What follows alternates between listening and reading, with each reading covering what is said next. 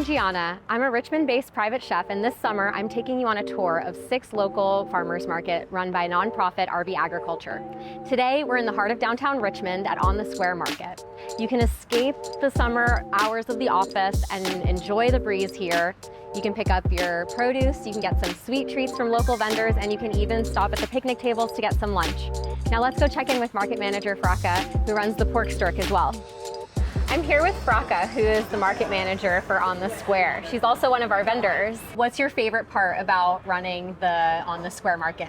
Favorite part for me is learning to be the market manager. It gives me an active role in what happens here. So now let's hop over to your booth and get some pork to cook with. In addition to taking you on a tour of the farmers market, I'm also bringing you along on a little challenge. Today I have $25 with me and I'm going to be cooking a meal at home with just products from this farmers market.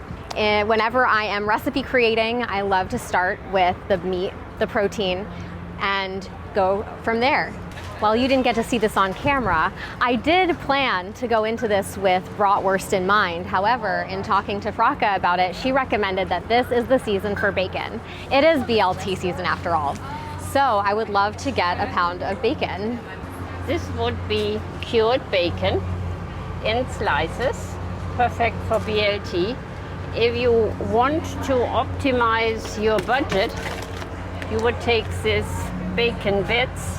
That would be $10 per pound. Let's try that out. I love that. Thank you for the recommendation. You're very welcome. And here you all are seeing just why farmers markets are so incredible compared to just going to shop at the grocery store. You end up getting to talk directly to the farmers to get recommendations within your budget that still allow you to cook everything that you would desire. Oh, I see a little green farm over here. Let's go. My favorite part about farmers markets is all of the colors. This is a massive amount of basil. I am so excited for this. Hi everyone, we are back at our next vendor stop with Little Green Farm from Spotsylvania, Virginia. This is Alfredo, and he and his family run this farm. So originally I had planned to dive into a BLT, but I can't find lettuce. So thinking on the fly, wanting to highlight these gorgeous tomatoes that are in season right now, I've decided to adapt and I'm going to be doing an open-faced bruschetta with bacon bits on top, which you'll see later. But for now, let's talk about these amazing tomatoes. I always get a lot of questions about what's the best tasting flavorful tomato, and that would have to be your Cherokee purples and your any sort of heirlooms, because those are like I was saying, your older style and your best tasting. Yeah, we were talking about that earlier, and Alfredo told me that these kinds of tomatoes end up being a little bit firmer, and but they ripen really fast. So you can leave them on the counter for a couple of days and you'll get a really sweet, flavorful tomato. If you really like the high acidity of a tomato, then I would just say, stick with your regular red one. But if you want something a little bit more flavorful, definitely go with these heirloom tomatoes. You won't regret it. This is what we'll be cooking with later. Here we are with Liz from Europa Crust. I'm going to be picking out my bread to make my open-face bruschetta with bacon bits from local farms, and I'm so excited to be here. So I'm going to be making something with tomatoes, onions, basil, and bacon bits. Do you have a recommendation for which of these loaves will be the best for that? Yeah, I would recommend you go either with the rustic Italian or classic San Francisco sourdough down here on the end. Nice. That really just depends on whether or not you want sourdough or plain bread to go with it. Okay, well, I am always a fan of a rustic Italian, so I would love to take this one. Yeah, absolutely. Thank you. You're very welcome. Oh, I'm so excited. This gorgeous, gorgeous loaf. Let's squeeze it. Now that it's mine. Can you hear that? So amazing. I love bread. Thank you all so much for joining me on this tour of On the Square Market. I've got my produce and I'm ready to cook. So come and join me in the kitchen. Let's go. Hi everyone, welcome to my kitchen. I have all of these beautiful ingredients that we just got at the market, and I'm so excited to show you how we're going to use them today. As a reminder, we'll be making an open-faced bruschetta with some bacon ends. So we've got our cured pork from Fracca, the market manager. We've got our gorgeous tomatoes from Little Green Farm, along with this amazing bunch of basil, which I have stored in some water in the fridge. This will help elongate the life of your basil, especially with a bunch this big. We probably won't get through all of it today, so it'll be helpful to have that extra shelf life. An onion, because alliums make everything a little tastier, and this gorgeous fresh made loaf of bread from Europa Crust. Now let's get started. Another great part about this recipe is because we are just putting it on top of a toast with some chopped tomatoes and onions. The pieces don't need to be the same size. Ideally, you'll want them to be about the same thickness just so that they cook evenly. But in terms of the shape, just not super important that they're identical because they'll still taste delicious. Similar to the bacon, I'm doing a really rough chop on these, so you can see there's really not a lot of symmetry. It takes the pressure off of it a little bit to just have that. My very favorite kitchen tip is cutting tomatoes with a serrated knife. I find it so much easier. Unlike a typical blade, when you push down, you can kind of feel the tomato buckle under that pressure. You really avoid that when you're working with a serrated knife, and you get to retain all of that juicy goodness in the tomato. If you're someone who's impacted by those tears you get while you're cutting onions, my recommendation to you is to keep this little end intact when you're cutting. There's a lot of oils and just everything that makes you cry is hidden in here. Take a closer look at what this looks like. Just gonna pop that in here. So here what we're gonna do is I'm gonna take all of my basil leaves, I'm gonna open them up and layer them on top of each other. And so this is going to make it super fast for me to cut everything. You'll see that this recipe will come together in just moments. So here I have this whole stack of basil, and what I'm going to do is I'm just going to take the outermost leaf and I'm going to start rolling it up just like that.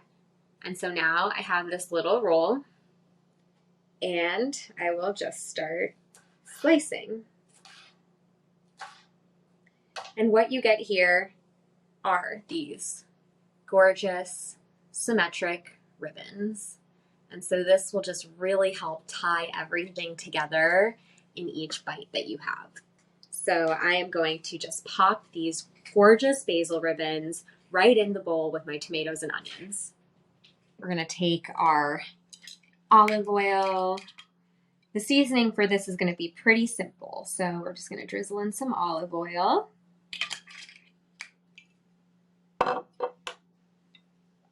I've got my little tin of Maldon salt. When it comes to the salt, you can absolutely refrain from using salt. You can utilize a different kind of salt. Then we've just got a little bit of pepper.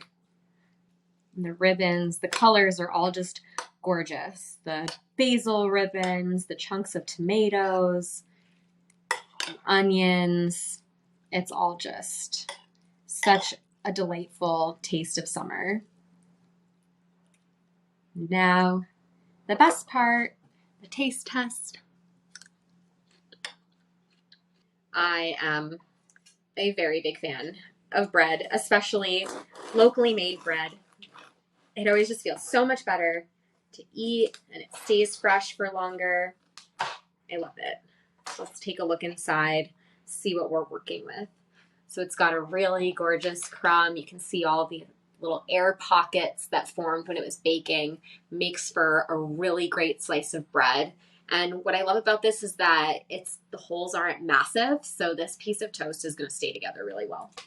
In order to cook this bacon in the most optimal way, I've had this pan heating up, and I am just going to grab this, bring it on in. It smells delicious in here. I wish that you all were with me in my kitchen. So what I've got right here is a sizzle platter and a rack. And so this is where I will land my bacon once it's cooked. Similar to toasting bread in the oven with olive oil, popping it in this hot pan of bacon grease is going to give it that really nice crust on the outside. Yeah, look at that. Oh, so beautiful. So we're going to start with the bread.